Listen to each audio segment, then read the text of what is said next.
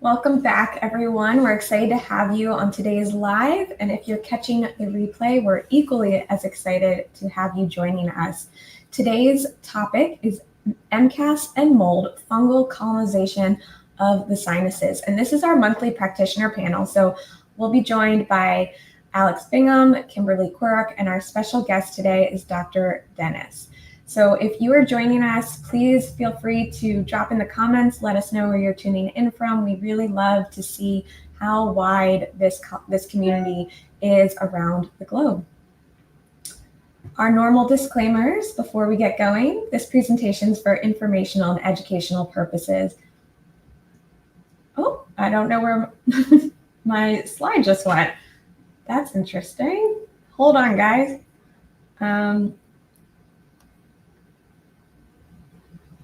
We were trying to stream on Instagram today, and it looks like that messed with our slides. All right, let's try that again. This session is for informational and educational purposes. This presentation is not meant to treat, diagnose, cure, or prevent illness. Be sure to discuss any health recommendations with your healthcare provider. And as an affiliate reminder, some of the links we share during this presentation are on our website, our affiliate links, which means MastCell 360 may make a very small commission. If you purchase through the link, we only recommend products that we love and use personally or use in the MastCell 360 practice.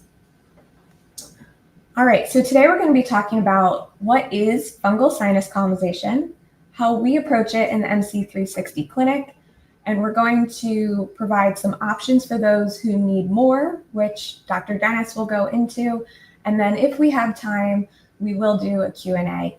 But Dr. Dennis has so many amazing stories that he's going to share with us today.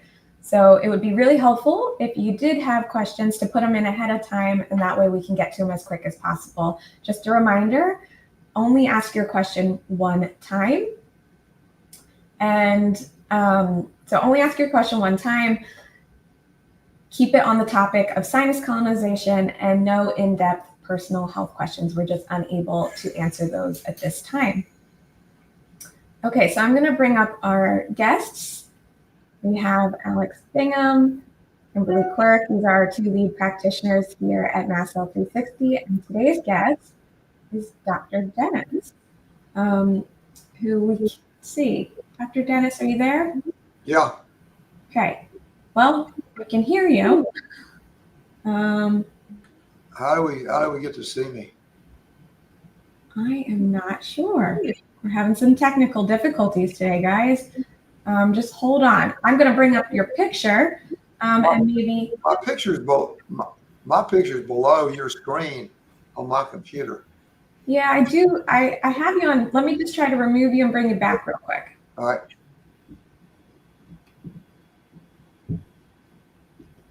All right, you're still showing black. Is your camera on? Yeah. Do you mind stop sharing your screen real quick? I know our audience can't see it, but that may be part of the reason. And well, maybe. Okay, here we go. I'll stop it. All right. That did not solve it. All right, maybe Cam can help you in the background on that. I'm just going to mute you real quick, and I'm going to introduce you to our audience while that worked out. Okay, so Dr. Dennis is an Atlanta, Georgia board-certified ear, nose, and throat, or ENT surgeon trained at Johns Hopkins Hospital, which is one of the best hospitals in the world for the ear, nose, and throat instruction. He is now has more than 36 years experience in treating over 30,000 patients with sinusitis. Microbalance Health Products was founded 20 years ago to provide some of the same effective solutions Dr. Dennis offers his patients dealing with mold and mycotoxins. So Microbalance is the company that Dr. Dennis helped found, and we're going to share a little bit about his products a little later. And Catherine, thank you for asking. I cannot see him backstage on my end. I did in our test before we got started, and I don't know where he went. I'm at the bottom of your screen on my screen, so my camera is working. Yeah, I can't see you though, and or it doesn't look like our audience can see you. So we're gonna keep moving. Guys, this is the world we live in. We rely so much on technology, and then it doesn't always work. So while we continue to work with Dr. Dennis behind scenes to try and get him up here for you, I'm going to pass it over to Kimberly real quick to go over some introduction on fungal colonization. All right. So yeah, today we're going to talk about the fungal sinus colonization. So what is it? I mean, it's when fungus that you're breathing in through the mold that's seeded into your sinuses. So this is something we commonly see in clinic. So some of the fungi that you'll see there are normal parts of your body, like candida, which can be overgrown. And then that needs to be addressed if it's overgrown. But other fungus that we've maybe become exposed to environmentally, like aspergillus, can grow inside you, seed and grow inside you, and continue to break down tissue and release mycotoxins inside you. So that's why sometimes in clinic we see people like, oh, I'm out of mold, but why am I still sick, right? Or I'm out of mold and I've detoxed some mycotoxins, but why, you know? And it's kind of like wherever you go, there you are, right? You're bringing it with you. Jamie, can you do next slide for me? So why is it important to address the sinuses? So you can inhale those mold spores, which can colonize your sinuses. Your sinuses and your brain are right next to each other. So think about that, right? So this can cause neuroinflammation, especially. And I know Dr. Dennis is going to talk a lot about that. You can also swallow that postnasal drip, right? It's continuously dripping down, traveling to your gut, and this can cause dysbiosis in your gut, leaky gut. I've also seen it cause SIBO, that people are like, why doesn't my SIBO keep coming back? Well, it keeps getting reseeded because we haven't addressed the sinuses. And so when the sinuses are colonized, you just have a continuous factory producing mold and mycotoxins from the top down. So you got to sort of think higher up what's kind of coming down the pike, and that colonization can kind of keep you stuck and keep you sick.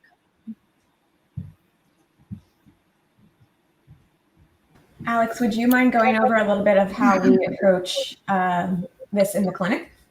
Yeah. So, welcome. We see the sinuses and the mold that colonizes sinuses as a critical aspect of the treatment to clear toxins and mold. And we use a number of different products, and there are two real issues that are happening with the mold growing in your sinuses. First of all, the mold is producing toxins, and you're going to absorb those toxins, and it's going to worsen your situation.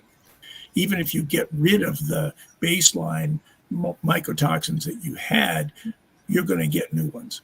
And the second thing is that this is growing in a mucus collection of biofilm, which protects the mold from the immune system, from supplements, from medications, and things like that.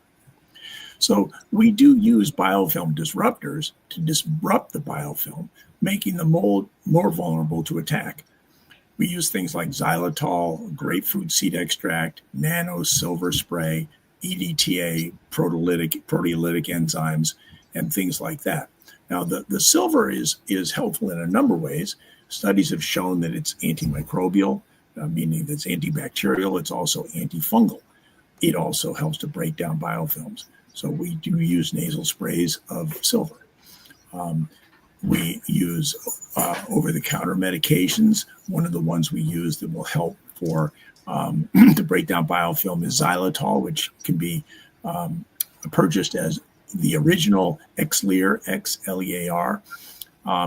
And we use antifungal supplements like the silver spray, the grapefruit seed extract.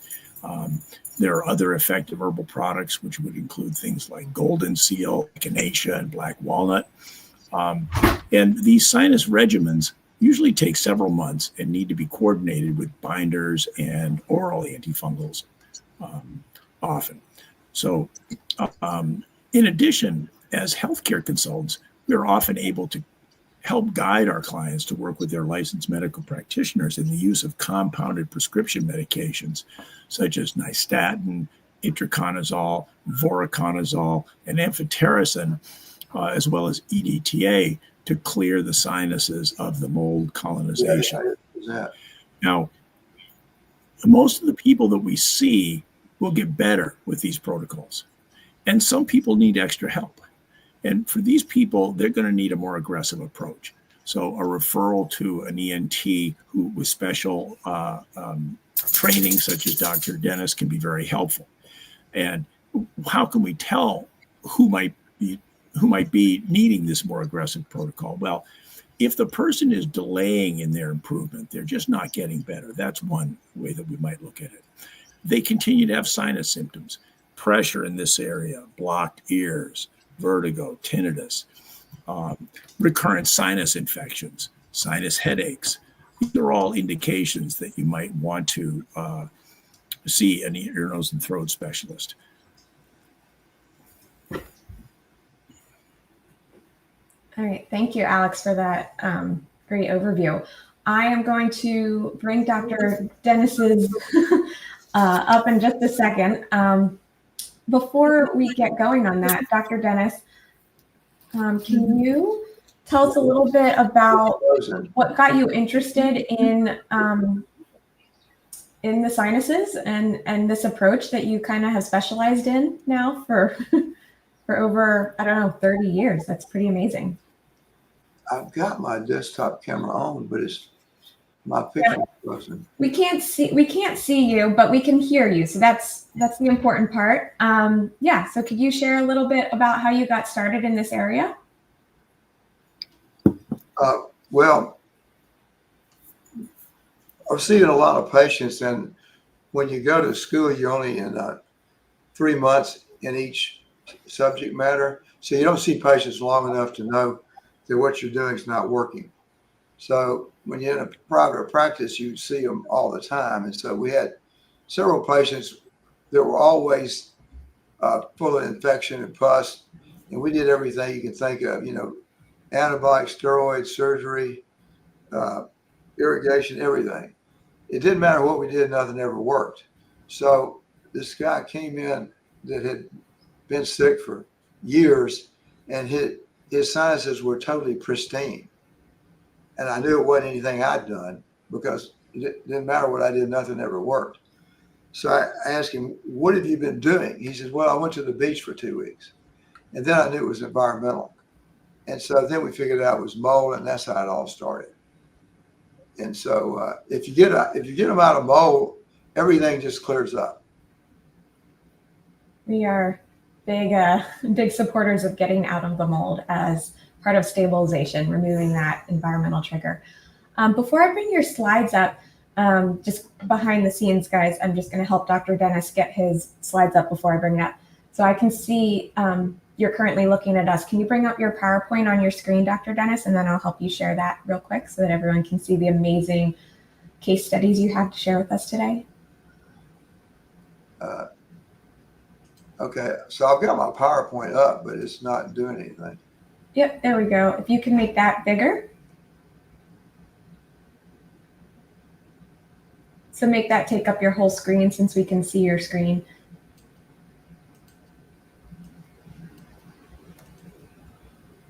Yep, and then.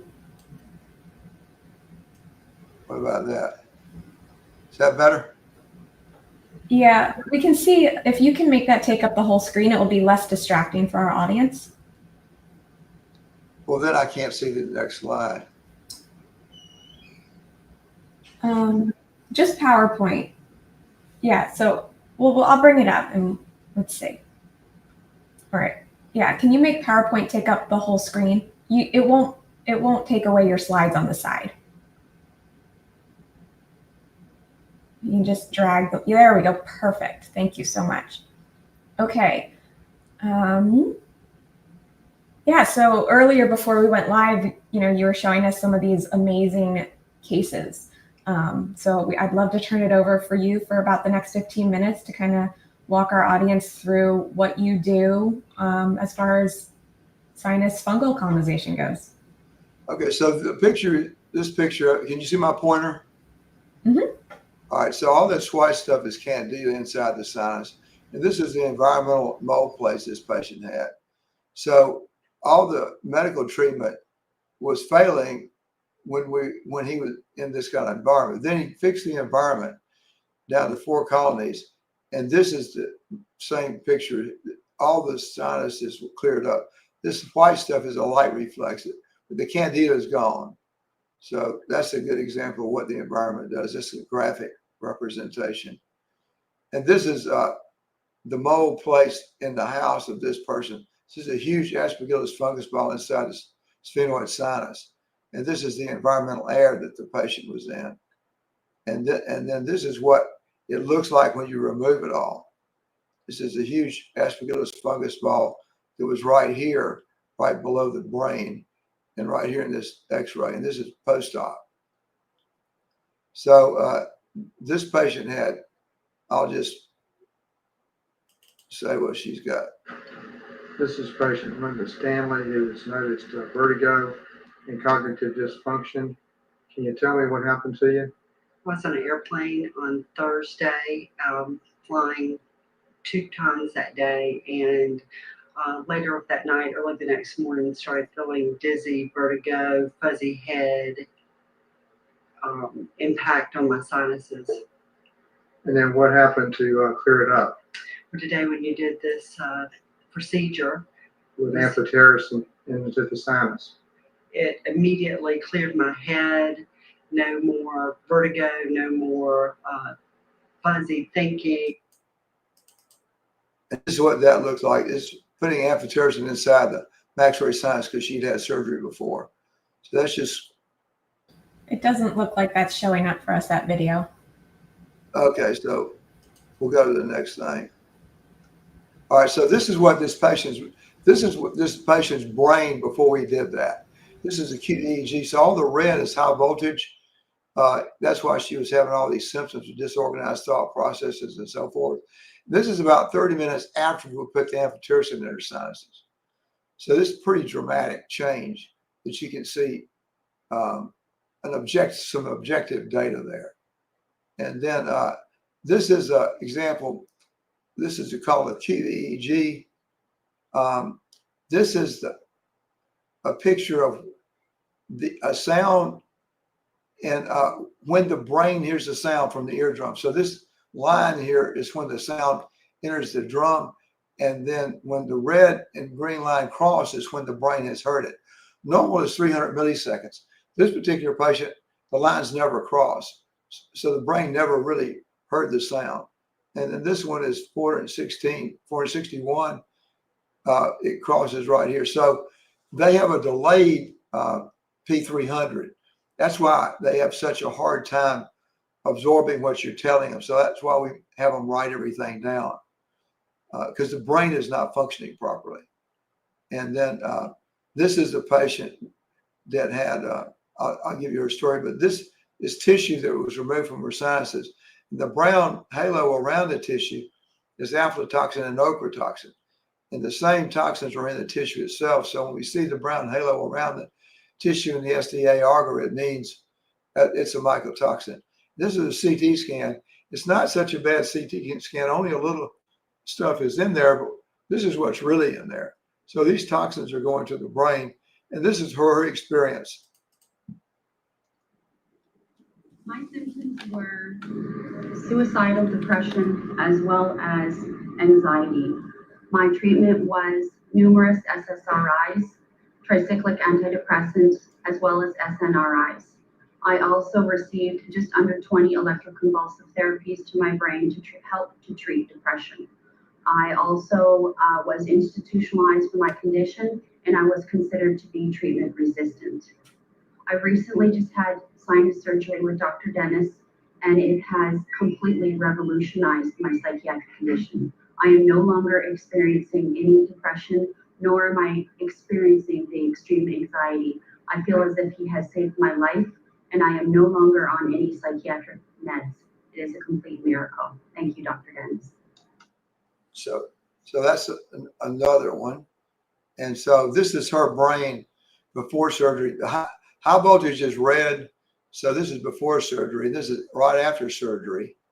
It's mostly gone, but this is after neurotherapy. So a lot of these patients have really bad OCD, and they can't get over it until you fix the rest of the brain. So this is after neurotherapy, which we recommend for a lot of these patients.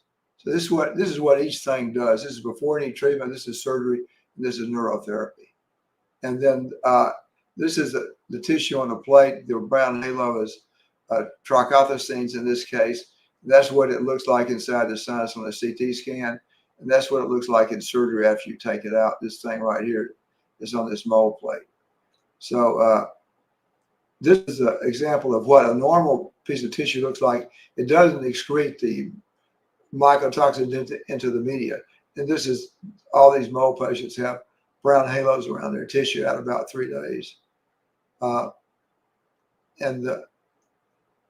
This is a cyclone, what it looks like surgically.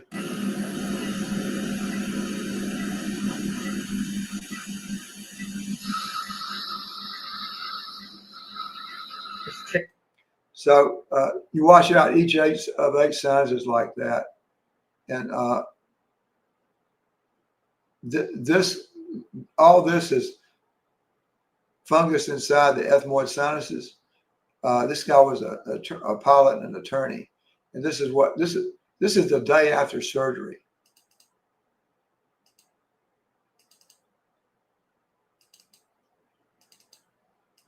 So that's fine. Anyway, he had brain fog and now he doesn't. So let's see what happens. And then this guy had the left ear was almost deaf for 10 years. So the videos aren't working. I'm not sure why. Anyway, he got his hearing back. So this is the tissue we took out of his sinus, and it's got the brown halo around it.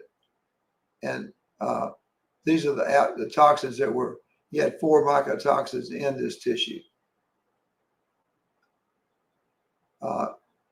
Most of these patients have pituitary damage.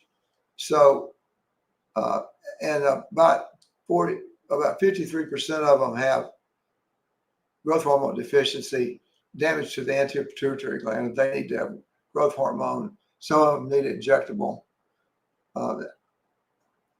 And so basically, there you go. Wesley Baker, 6/25/18. And then this is afterwards.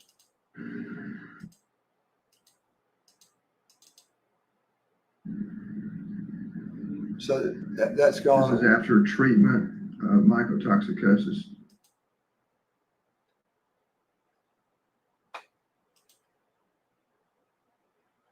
So this is another one like that. This is patient Mark Anderson on 1/16/24. He's got tremors in both hands and both legs.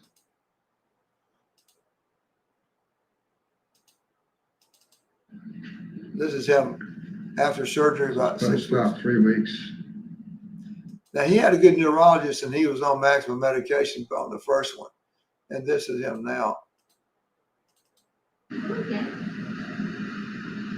He couldn't walk very well before that, but this is what happens when you remove it from the sinuses. So this is him.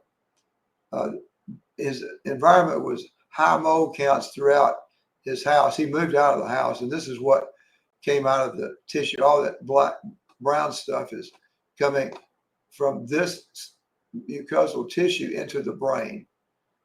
And we can show you how that works later. This guy was in a wheelchair for 2 years. This is Tim Green, fibromyalgia, muscle weakness. So then about 6 weeks later, this is what he looks like. Hi, I'm Tim Green. I'm now living on the coast of North Carolina, and I'm living here on the water where there's no grass, no trees, just the breeze off the ocean, and I'm doing so much better. My health is tremendously better now because I'm living where there's a 0 mold count. That's made all the difference in the world in my health. I had severe headaches. I was in a wheelchair for over 2 years, living in the mountains of North Carolina where it rained all the time and there was mold and trees everywhere. And now living here where there's a 0 mold count. I'm healthy, I'm walking again, and praise God, life is good. Thank you, Dr. Dennis. So this person had paralyzed one leg and paralyzed bladder and blind in the right eye. And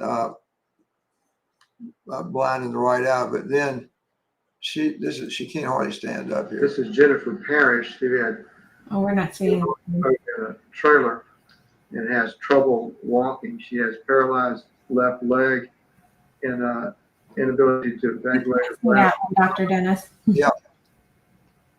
Go ahead. Oh, we just can't see that video for some reason. Oh, can you see this one? This is Jennifer No, Parrish. turned black too. No? No. Okay. Can you see this one? Nope, can't see that one. But you've shown us some really amazing Okay, before and afters. Yeah. so no more of it. Can you see this? We can see that. All right, so this is the ability to image mycotoxins in the tissues in the CT scans and MRI scans with artificial intelligence software. So this isn't published yet, but this is a test tube of gliotoxin with an MRI scan, a CT scan of this. It's a black substance in there. So we biopsied this and we know the gliotoxins in this area. So it's got the black stuff right here. So you can see it in the sinus CT scan. And then this is a MRI scan of the brain with severe migraine headaches from a colloid cyst in the left ventricle brain. It's white stuff here. This is a MRI scan of gliotoxin in a test tube. It's white like water. Then we run, this software runs about 7,000 algorithms in about 0.6 seconds until you can see something in the test tube. So it's blue with red spots. So gliotoxin in this test tube is blue with red spots. So you run the same one on his MRI scan, and you find out that this colloid cyst was a really gliotoxin, which the body had walled off so it wouldn't damage the brain further. And then this is an MRI scan here. All this white stuff is infarcts at the junction of the gray and white matter. But look what's really wrong. She's got a lot more stuff because she had gliotoxin in the urine. So we used a gliotoxin MRI scan, CT scan to image this. So it's all black. And then this is a pituitary tumor, this black thing. This patient had large secretion of cortisol and gained 140 pounds in about 3 months and was going to die if you didn't get the tumor out. So we sent her to the neurosurgeon. He took the tumor out through the nose after I cleaned all the sinuses out. And then we got a piece of the tumor, and I assayed it twice on a mass spectrometry to see which mycotoxins were in the tumor. 11 mycotoxins were in there. So she had gliotoxin in the urine too, this black stuff. So look how much toxin she has. So she has all this black stuff represents at least 11 mycotoxins. And there it is in the pituitary gland. And then this is this is the result of the testing of the tissue from the pituitary showing 11 mycotoxins, tested it 2 different times to make sure it was correct. So there's 11 mycotoxins in that tumor. So it's not ever just one, it's a pool of many. And this is what she looked like before surgery with weight gain. And this is after surgery. That's so incredible. And so this is a CT scan. You can see there's something wrong in here, but the reason it's there is because the mycotoxins are there. All this black stuff is mycotoxins. So gliotoxin and trichothiocene happen to be black in this algorithm. And then this to show, this is MRI scan of the brain. This guy really needed surgery. He's got a huge pituitary tumor, but he didn't want the surgery. So we tested our methods of getting the toxin out of the brain with oxygen, glutathione, NAC, liver cleanse, and Intramax. And of course, you got to give them antifungals too. So this is a year later right here. So we can get it out of the brain with that methodology. So that's really all the slides. Oh, thank you. Yeah, thank you so much for sharing those. You want me to remove those or? I can do that for you. Okay. Thanks. I'm sorry we still can't see you, but this is great. We have enough time for a live Q&A, but before we jump into that, I wanted to give you the opportunity to talk a little bit about some of the EC3 products from Microbalance. So I brought that slide up for you. If you can see our screen again. Okay, good. Yeah. Yeah, we use the environmental products are really important. The candles will remove all the mycotoxins and mold from the air in 2 hours in the 12 by 12 space. And Dennis Hooper at Real Time Labs have proved that was true. And so this is good for travel, or if you've got a situation where you can't get out right away, just leave the candle going. And this is a fogger. Fogger is kind of the best thing.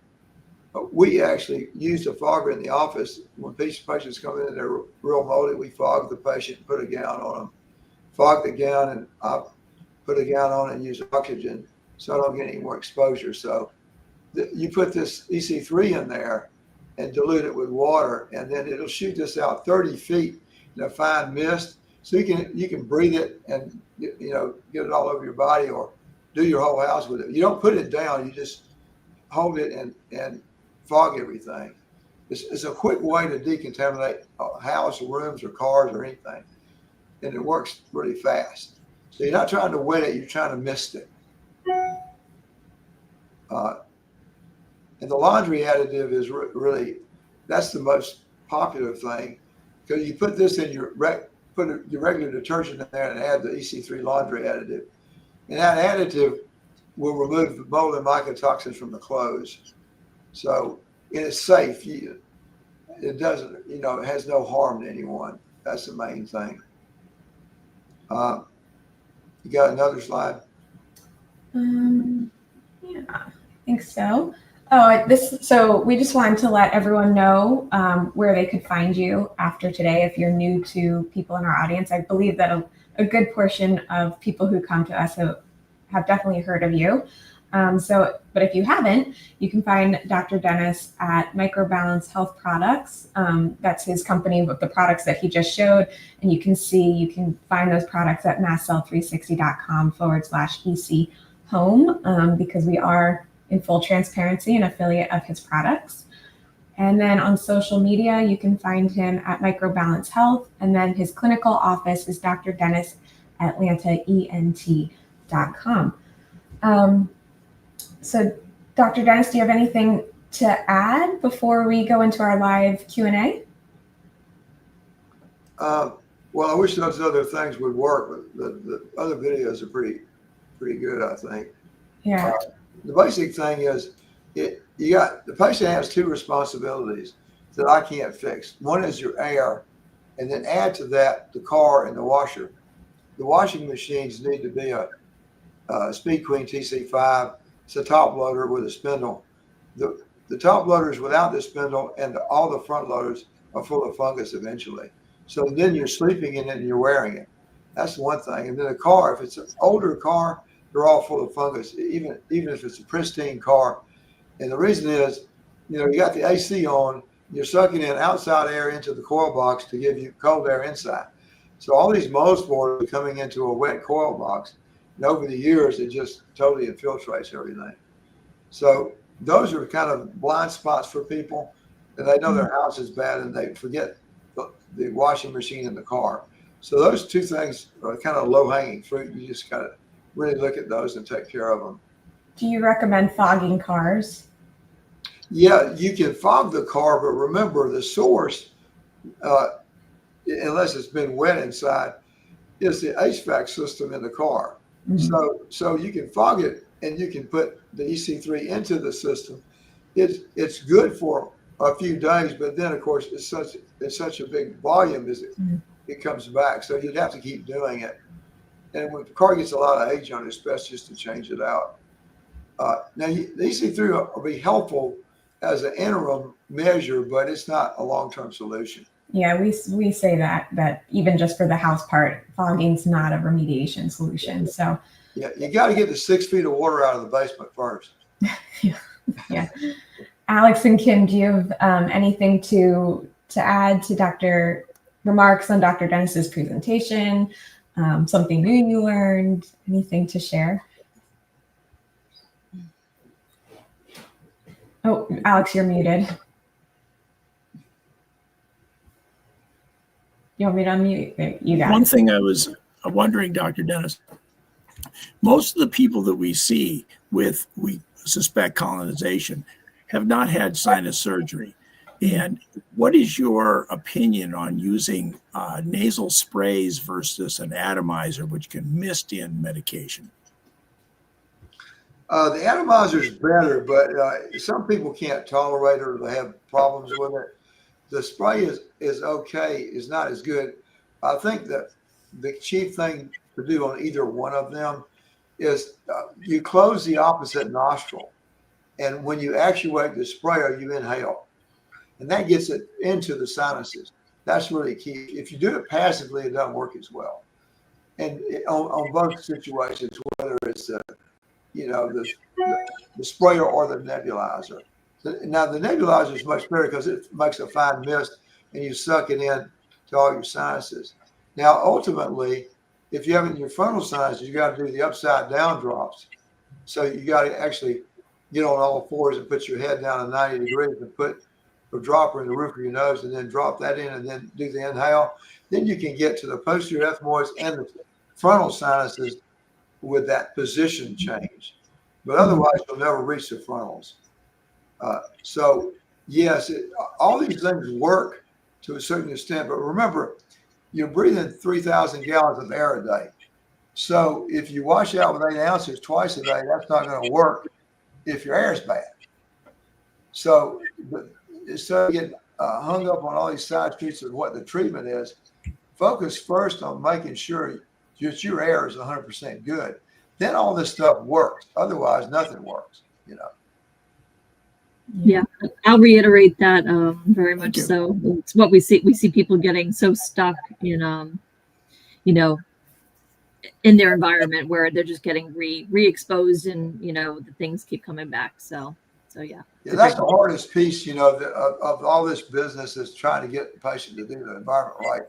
So we use a couple of companies that do a really good job, but sadly, the teaching of remediation is flawed because it doesn't have the patient in mind. It just takes the ratio between outside air and inside air, and then they make up what is considered clean air. And it has nothing to do with clean air. So the numbers are flawed. They're too high for these kind of patients. And so they come up with the house is fine, and it's not really for this particular patient. So we need to get numbers that are based on human health for the sickest individuals, so everybody's okay, not just 80%. And then the way the remediation goes, you got people who aren't well informed teaching people who aren't well informed, so you never get anywhere. Unfortunately, I haven't seen a good remediator do everything correctly. Now, they do some good things, but then they do some bad things from a human health standpoint. So that's why I had to get involved and get a couple of companies to do what I wanted them to do. So I use the CT scans and the endoscopic exam to determine whether their air is okay. And we don't have that advantage in remediation companies. So it has to be exactly right. And what we find out is it's less than 50,000 particles per tenth of a cubic foot is where the sweet spot is. And then you can use the VOC meter too, and it's got to be very low. I think the best advice for people before you rent or buy someplace, do mold plate testing, and then before you sign on the dotted line, get a mold dog. Mold dogs are pretty great. They can miss stuff, but they don't very often. If they point, there's something there. And so that way you don't purchase something that you're going to have to spend a lot of money on. You don't make mistakes. You can get an inspector with sometimes some are good, some are bad, but mold dog doesn't lie, so they cost about $1,000 to do that, which a lot less than an inspector charges, and they don't miss stuff usually. I mean, that's the best advice I can give people. You just got to spend time getting the air right, and then some of these EC3 products are helpful, but now there's ionizers that are helpful too. That one's called it's a TC5, and what it does is it puts out 1 trillion ions per second, and it doesn't make ozone hydroxyl. They make this in Israel, this thing. I actually have a picture of it. I'm not. I was gonna say we can't see your screen anymore. I know one of the questions that's coming in is whether or not like the sinus surgery is something that everyone needs. No. Yeah. Everyone doesn't need it. There are certain people who when you just see them the first time, you know they're going to need surgery because it's so bad. Mm. But some people on the other side, they'll have normal CT scans and a high positive urine, and then they have a low. We just do what's your energy score? 10's normal. These will have a below a 5 energy, and then cognition will be below a 5 with 10 being normal. If they have severe cognition issues and they have a normal CT scan, and then they've done at least 2 months of rigorous medical therapy that we put them on, and they're not any better after the pituitary has been adjusted, after they're on hormone therapy and all that stuff, then they need surgery. So there's a group of patients who have a normal CT scan who actually need surgery. It's not that many, but it happens. So you can't rely just on the CT. You got to look at the whole patient and look at the numbers. So basically, if you're doing maximum medical therapy and you're not moving the needle on your cognition and on your energy, you need surgery. Great. I'd love to go into some questions from the audience now. So just a reminder, we have some amazing ones that have been coming in. But if you just thought of one, feel free to put it up. Please keep them on the topic of sinus colonization. Only submit your question once, and please know that we're unable to answer in-depth health questions. Okay. So I think Alex or Dr. Dennis might have mentioned this one. Julia is wondering, does amphotericin B work as a nasal spray for nasal mold colonization?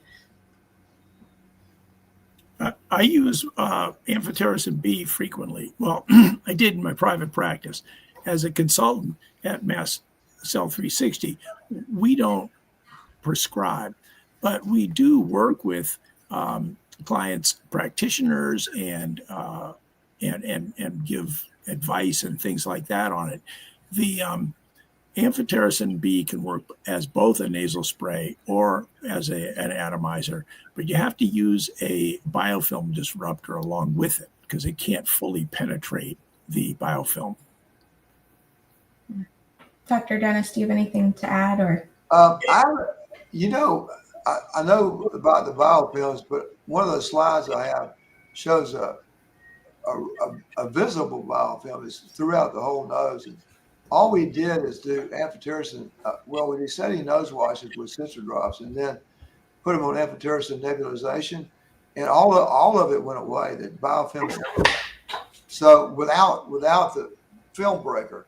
Now I think the whole thing is the reason that the biofilm is there is because the fungus causes the immune reaction to the fungus causes pits in the lining. When the eosinophil hits the fungal spore and releases major basic protein, it makes a pit in the lining microscopically. Then mucus gets in the pit, and then the mucus starts overgrowing bacterial colonies. That's why you get the long-term Marcons and all that. Well, Marcons is in the nose and everybody. It's just it's not resistant. It's resistant to antibiotics. But if you remove the fungus, then you remove the cause of the pitting. They heal, and then you don't have a lab upon which to build the microbiofilm. You see, so that's the key. If you can get them out of mold and get the if you got an overgrowth of bacteria, you got to treat the bacteria and the mold together. If you got pus in there, so if you treat the both of them, and you've got a good environment, so they're not having the immune reaction constantly, the biofilm will be disrupted without a film buster. Now, I'm not against any of the biofilm busters. Don't get me wrong here. They have their place, but the reason the film is there is because of the immune reaction. So if you remove the fungus, then you remove the cause of the film. Thank you. We do have a few questions about MARCoNS, so I'm just going to throw those up real quick. Kim is asking, does this go along or is that separate? Yeah, MARCoNS is there all the time. It's like, see, think of it like this way. Like E. coli is normal for the colon, right? Well, MARCoNS is just a antibiotic-resistant staph. So staph is in everybody's nose. It's just that all these patients have had on and off antibiotics. That's why they got MARCoNS. But MARCoNS, if you scope somebody, they have no inflammation or pus, they do not need MARCoNS treatment. First of all, it's not going to work anyway, long term. It'll work for 10 minutes, as long as you use the spray. Then it'll get resistant to those two. You got to use 2 or more antibiotics that are structurally different for this. But I rarely see a lot of pus in there. So yes, if it's purulent, you need to treat it. But if it's not, you don't. Great. And here's another one. If I can add one more thing to the MARCoNS, I have experienced treating hundreds of people that I did MARCoNS tests on. And what I found was that there wasn't much correlation between the symptoms that people had and the MARCoNS. In other words, they might have a positive MARCoNS, might treat them with the multi-antibiotic resistant MARCoNS with a couple antibiotics. They feel a lot better. I repeat the MARCoNS and it's just the same or it's worse. Sometimes people feel worse and the MARCoNS is gone. I really think it's the fungi that are the key element in the treatment. That's right, because they're what caused the immune reaction when the eosinophil comes in. So we have some photographs showing that. Basically, when you destroy the cilia, you then cause chronic mucus pitting, which is the food trough for all the bacteria. So that's why the biofilm forms, because of the fungus. If you get rid of the fungus, you don't have a biofilm. Yeah.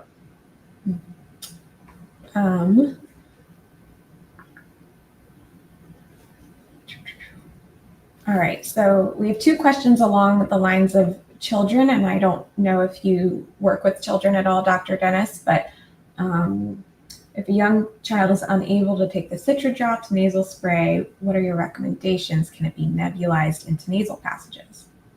Sure. You can use Citra drops, or you can use amphotericin or voriconazole in a nebulizer.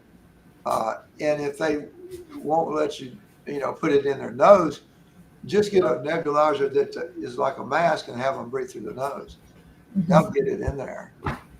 But you still need to be able to have a little child's earbud syringe like you'd use for an infant, and gently rinse it out with saline, rinse the nose out. Mm-hmm.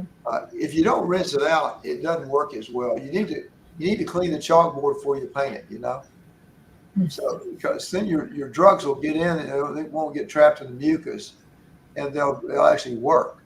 So it's hard for a child to irrigate it, but you can talk with a child and you can usually get them to do stuff, especially if you help them. Yeah, and along the lines of children, and we can reword this to just talk about, not just sensitive children, but mast cells in general. People who have mast cell activation syndrome who are coming to the Mast Cell 360 clinic are more likely to be sensitive to supplements in general. So have you found this in your practice, or maybe Alex and Kimberly can talk about it from a clinical perspective when someone's super sensitive? Well, if you look, mast cell activation, you always want to ask, what is the antigen that's activating the mast cell? In this case, it's fungus. So once you get rid of the fungus, you stop the mast cell activation, but the problem is the fungus makes you sensitive to many other things. It's the master antigen. So once you get a fungal exposure, you get a bunch of food allergies, all kinds of environmental allergies, because your system's already revved up, highly sensitive, got high eosinophil count, everything's waiting for the next thing to enter and to get allergic to that. When you remove the fungus from the patient and the environment, a lot of those other allergies will go away. it's not everything, but it's massively different. And some people get off allergy shots just because they stop breathing fungus, you know. Yeah. So just look at mast cell activation, and the master activator is fungus. Yeah, we do see that in clinic. We say at least 95%, if not more, percent of our clients have mold toxicity. Yeah, I think too that before we can really talk about the antifungals and using the antifungals, that if the mold and the fungi are causing the mast cell activation, you've got to suppress that reaction before you can move forward with bringing toxins out of the body, because bringing the toxins out is going to trigger mast cell reactions. And one of the things that we do is to help calm provide mast cell support so that you can go beyond. And this is not just with supplements or medications, but also to calm the nervous system, which even in kids can be overstimulated and contributing to the problem. It goes way beyond today's talk, but I think that guiding treatment for the nervous system and the mast cells before you jump into fungal eradication or removal. Yeah, and if a child is experiencing this, it's most likely that the adult is either passing it on through the placenta and breast milk, or they've all lived in a home together. And so the parent's also experiencing that. And to go to the nervous system piece, children need parents to be calm and regulated. And if the parent's not calm and regulated, then the child's not going to be able to kind of handle those next steps either. So we have to get the whole family on board, but it's often that the parents see it in the children first because the child's detox pathways aren't as developed and advanced yet. So just keeping it in mind that if you see a child dealing with this, we know it's hard as a parent because you're the caregiver, but you need to also take care of yourself. Okay, so this is a great question, Angie, and not just the UK in general, but like more generalized. How do we bring up the subject of mold colonization of the sinuses as a potential cause for chronic sinus congestion, pain, and bleeding to a conventional ENT consultant? So, Dr. Dennis, you're very specialized in this area, but are you finding that your colleagues are being more susceptible or more open to this being a root cause for their No. Okay. You have any suggestions on how they can bring it up? This is the strange thing about this. So in 1999, Mayo Clinic, not a lightweight place, wrote 23 papers showing beyond the shadow of a doubt that fungus was a major cause of chronic sinusitis, 93% of the time. Just 93%, that's all. So now, after all those papers are written, it's like it never happened. Everybody still thinks the earth is still flat. They're all done. Yes, it's flat. And so I don't know how to break through that. The papers show that when you incubate the white cells of patients with chronic sinusitis with fungus, like especially Alternaria, which is the most antigenistic fungus, they secrete 3 inflammatory mediators. The white cells do: interleukin 5, interleukin 13, and interferon gamma. That's what causes the pits in the lining and the secondary bacterial infections. So if you don't address the fungus, you're never going to get long-term results from chronic sinusitis. You're just going to keep chasing it with antibiotics and steroids, which long-term is not going to work, and you have a lot of resistance. And that's what MCAS is resistance from all these antibiotics you're getting. So one of the things, I don't think they read the article, but one of the things that they say as an argument against mold being the major antigen is that we have mold, but it doesn't represent the major cause, because we colonized tested all these people with colony growing out mold from their nose, and we found out that the ones that were not sick had mold in their nose, and the ones that were sick had mold in their nose. So it can't be mold. That was their conclusion. But then they skipped over the whole immunology test, showing why that was. 20% of the population reacts to it with 3 inflammatory mediators. That's why they have it and the other group does not. You see? So they use the wrong analogy. Yes, there are people who are in mold and who do not get chronic sinusitis because they do not react to it. And so 80% don't react, 20% do. So their conclusion is the other 20% don't exist. So I don't think you're going to be able to change that if they're not going to read the article. And it's really good first class work that all these articles are. But they still argue about it. And most of my specialty doesn't believe mold is the cause of chronic sinusitis, even after all that was done.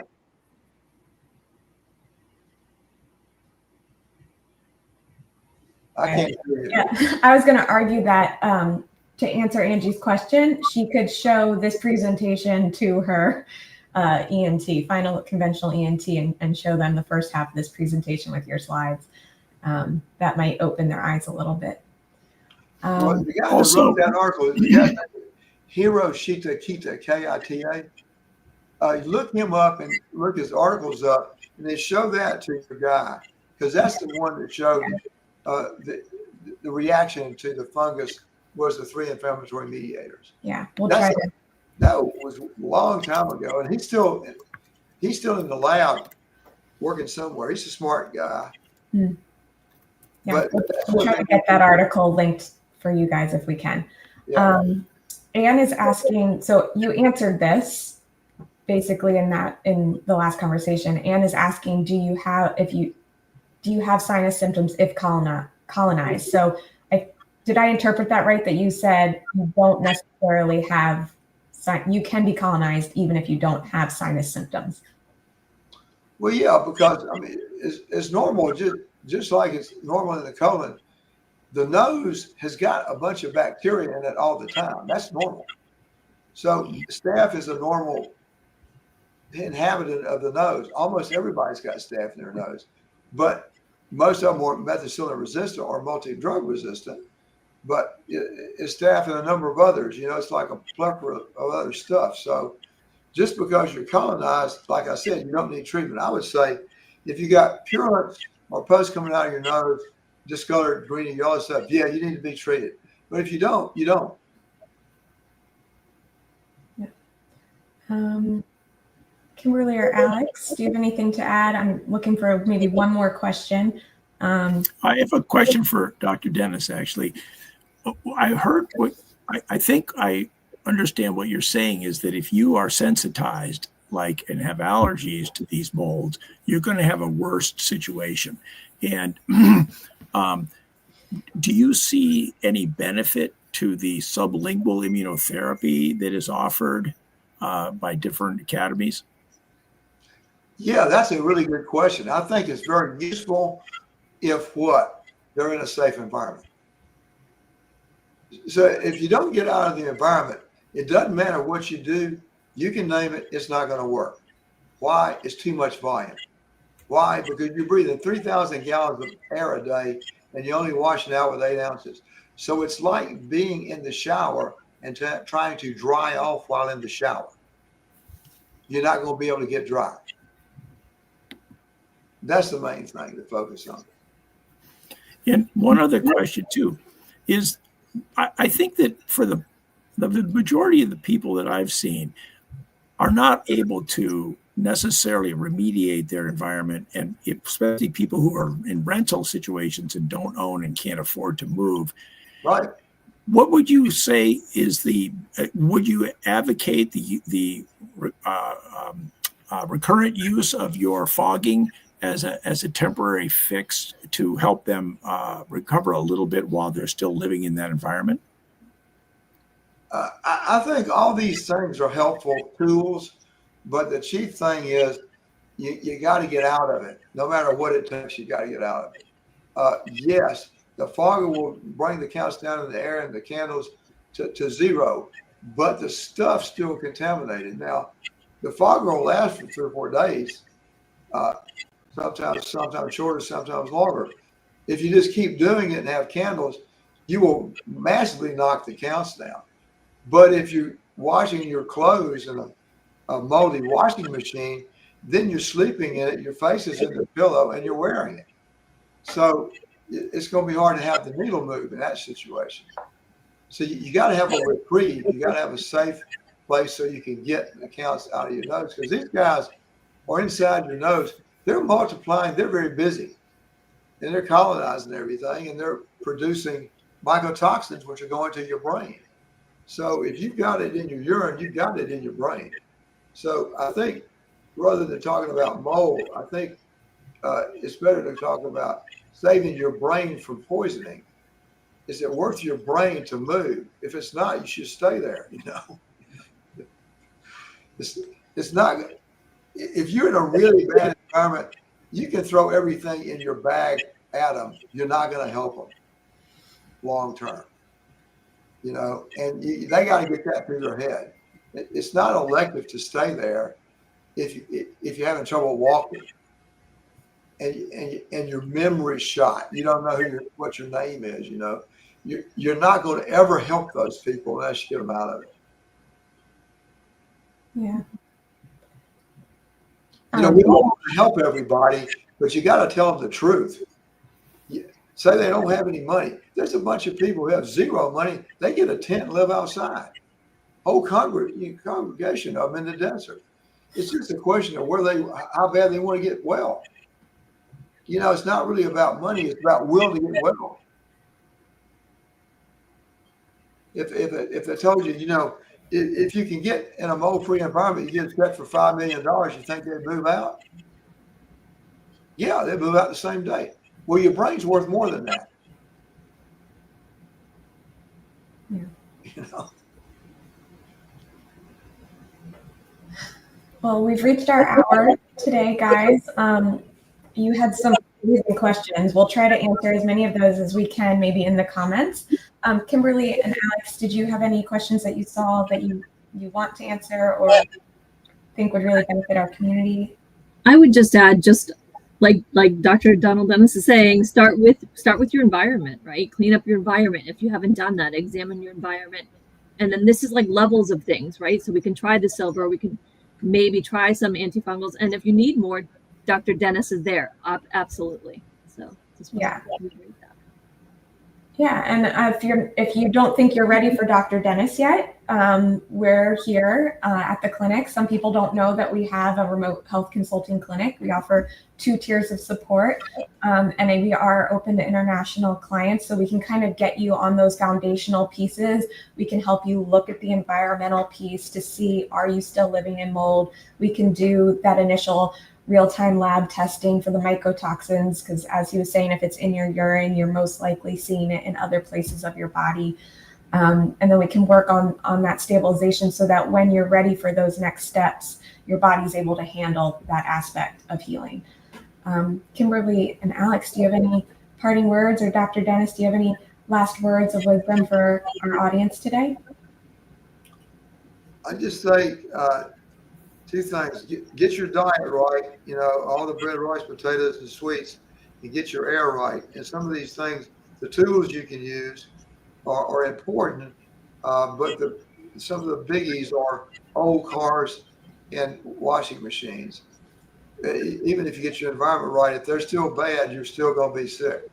Yes. Can you let us know the name of the washer that you recommended? It's called a Speed Queen TC5, Speed Queen.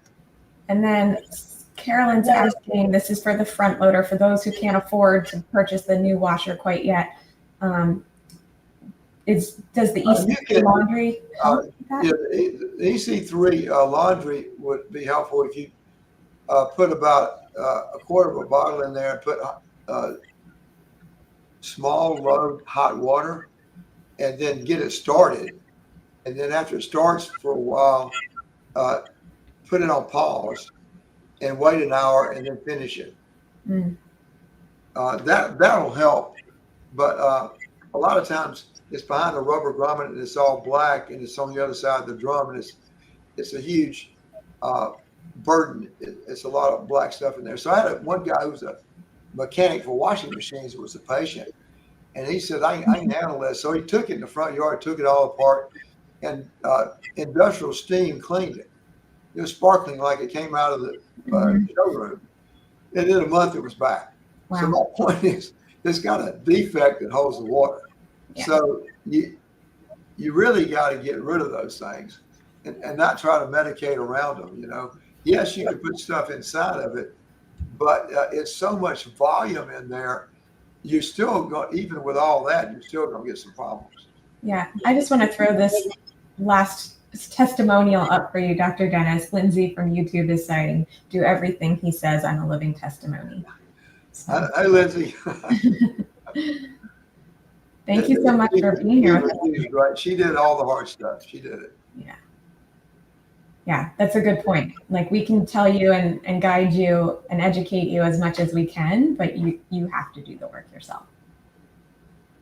You have to be empowered to actually want to improve your health. Well, some people, you know, they're so damaged neurologically that they really need a helper. They are unable to make proper decisions and do it for themselves, and they can't remember anything. So they really need somebody to help them. Yeah. I've got patients like that. And it's sad because you get an older person who lives alone, who doesn't even have any family, and that's a real sad situation. They really need some attention and some help just to get things going right, you know. Yeah, it's a great point that we aren't meant to do this alone. So while you have to kind of implement the work, if you're physically or mentally unable to do that, to have that support person there to help guide you. And then, you know, our teams in your office are there to help guide people on those aspects of, like, what do I do next? Where do I go from here? What we need is a support nurse team that does both the environmental piece and the medical piece, like a home health care nurse. That would help a lot of people. Yeah. Just get everything organized, lay out everything, put things down they're supposed to do.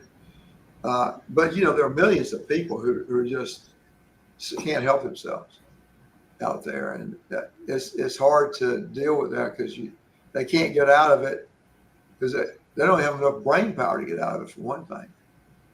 So it's hard to deal with. They really need somebody to help them. Yeah. Do you have any parting words?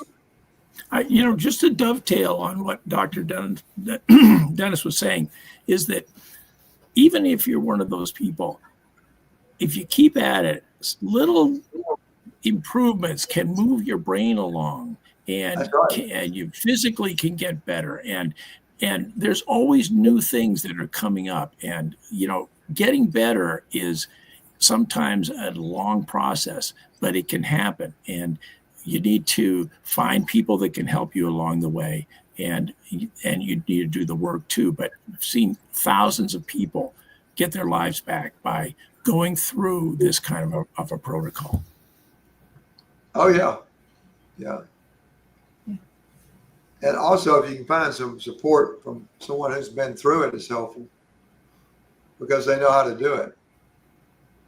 Yeah, majority of people on our team have experienced some type of mold in their lives that they're dealing with. So our team gets it. We feel the pain that this community feels on a daily basis. All right, Dr. Dennis, thank you so much for being here with us and rolling through the technology challenges with us today. We so greatly appreciate your time and knowledge and expertise. And Kimberly and Alex, thank you so much for being here. And next time we can figure out how to show me on here. Yeah, we'll get better and better. Okay. All right. Thank you very much. Nice to see everyone. Or nice to hear everyone.